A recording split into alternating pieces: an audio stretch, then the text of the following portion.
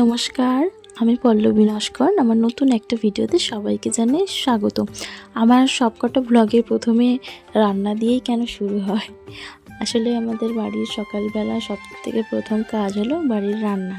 যেহেতু বাড়ির ছেলেরা কাজে যায়, খাবার নিয়ে যায়, সেজন্য সকালবেলা উঠে তার আগে ঘরের বাসি ঘর ঝাড় দেওয়া, ঘর মোছা এগুলো তো নর্মাল হয়েই থাকে। আমি চালটা আগের দিন রাত্রিবেলা করে বের করে রাখি, কারণ অত সকালবেলা স্নান করি না, একটু পরে বেলার দিকে স্নান করি, তাই আমি চালটা আগের দিন রাত্রিবেলা বের করে রাখি।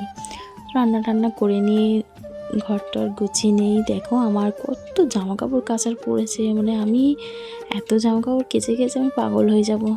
বাইরের ওয়েদারটা কদিন ধরে বৃষ্টি হচ্ছে বলে অল্প করে কয়েকটা জামা কাপড় স্নান করার সময় কেচে তারপর আমি সকালের খাবারটা খেয়েছিলাম। আজকে সকালবেলা আমি একটু ফ্রিজে ব্রেড ছিল কদিন ধরে, ব্রেডটাকে সেকে একটু বাটার লাগিয়ে চিনি দিয়ে খেয়েছিলাম, আর একটু আপেল কুচি খেয়েছিলাম। সকালবেলা যেহেতু আমি রান্না করছিলাম, তাই আমার শ্বশুরমশাই সকালের পুজোটা দিয়ে গেছেন। উনি একেবারে গোপালদেরকে স্নান টান করিয়ে গেছেন, ওই জন্য আমি শুধু খেতে দেওয়ার জন্য পুজো দিতে গেলাম। ঠাকুরঘরটাও আমাকে খুব তাড়াতাড়ি একদিন পরিষ্কার করতে হবে, আমি সময় পাচ্ছি না। ঠাকুরঘরটাও খুব নোংরা হয়েছে, ভালো করে আবার সব পরিষ্কার করতে হবে। আজকে আমার ছেলে অনেকক্ষণ ঘুমিয়েছে, পুরো টানা 10টা থেকে 12:30 1টা পর্যন্ত ঘুমিয়েছে। আসলে রাত্রিবেলা গরম থাকার কারণে সেভাবে ভালো করে ঘুমোতে পারে না, ওই জন্য সকালটাতেও আমি ডাকিনি। বাড়িতে কেউই ছিল না, আমি একা। ও ঘুমাচ্ছিল, তো আমি টুকটাক কাজগুলো আস্তে আস্তে করছিলাম। ঘরের মধ্যেই আমি ওর যে খাবারগুলো খায় সেগুলো আমি একটা ছোট্ট জায়গার মধ্যে সুন্দর করে কৌটোয় কৌটোয় গুছিয়ে রাখি, তাদের দেখতে ভালো লাগে। রান্নাঘরে যেহেতু জায়গাটা আমাদের অনেক ছোট, তাই আমি ওর খাবারগুলো আমার ঘরের মধ্যেই রাখি। অনেকক্ষণ ঘুমোচ্ছিল বসে বসে, তাই ভাবলাম যে আমি একটু স্কেচবুকটা নিয়ে কিছু একটা আঁকি। আবার অনেকদিন আঁকা হয়নি, তো ভাবলাম একটু বসে বসে কী করবো, এখন একটু কিছু একটা আঁকি, দেখি কি আঁকি। এই ভেবে আমি কিছু খুঁজেই পাচ্ছি না, আমার এত অগোছালো হয়ে গেছে, আবার আমাকে গোছাতে হবে। জাস্ট আমি গোছাই ঘর, দুদিন ঠিক থাকে, দুদিন পর আবার সব এলোমেলো হয়ে যায়। তো আমি বসে বসেই আঁকাটা এঁকেছিলাম, তো ছেলে খাটের মধ্যে বসে আঁকছিলাম বলে ছেলে উঠে উঠে যাচ্ছিলো বলে আমি নিচে বসে রং করেছি, আর এইটা আমি ঝটপট বানিয়েছিলাম। কেমন হয়েছে জানিও।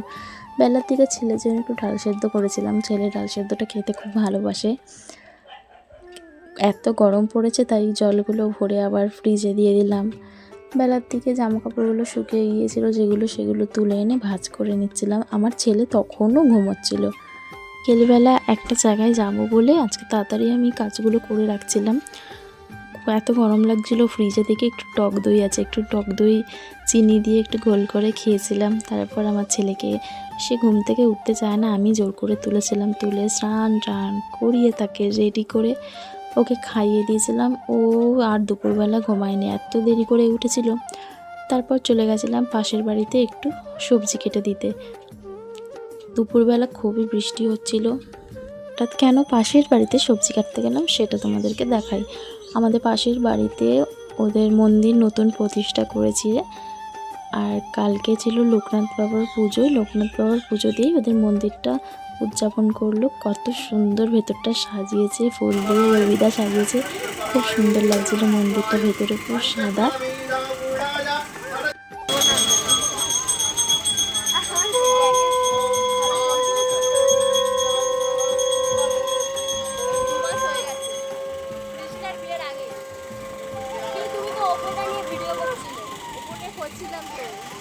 তোমার আমার সেম মডেল ছিল। হ্যাঁ, এবার চেয়ার দে দাদা, বসি চেয়ার লাগবে তো। কিছুক্ষণ বসেছিলাম, সময় কাটাচ্ছিলাম। পুজো টুজো দেখতে আমার বেশ ভালোই লাগে। তারপর আবার তোমাদেরকে একটু গাছের ফুল দেখাবো বলে এলাম। আর এই যে এই গাছগুলো আমি নিজে পুঁতেছি, আর কি ভালো লাগে না যখন নিজের হাতে কোনো গাছ তুমি সেটাকে পোঁতার পর যখন সে গাছে ফুল ফোটে, সত্যি একটা আলাদাই অনুভূতি লাগে। তারপর এই ভিডিও করতে করতে হঠাৎ আমার সামনেই আমার পাশের বাড়ির জামাইবাবু আসছিল, উনি আমাকে একটু হাই করে দিল, যেই দেখলো আমি ভিডিও করছি। খুব মজার একটা মানুষ, প্রচণ্ড বকবক বকবক করে, কিন্তু আমার খুব ভালো লাগে। এই আমার সামনে বাড়ির জেঠু আমি যখনই বাইরে ভিডিও করতে যাই আকাশের বা ফুলের, এই জেঠু সবসময় দাঁড়িয়ে থাকবেই। সন্ধেবেলা আমি আমার ছেলেকে করে করে নিয়ে শুনতে দিচ্ছিলাম, ও এত দুষ্টুমি করছিল, খালি আমার কাছে যাবে বলে বায়না করছে। তো ওকে কোলে করে নিয়ে বসেই সন্ধে দিয়ে দিলাম।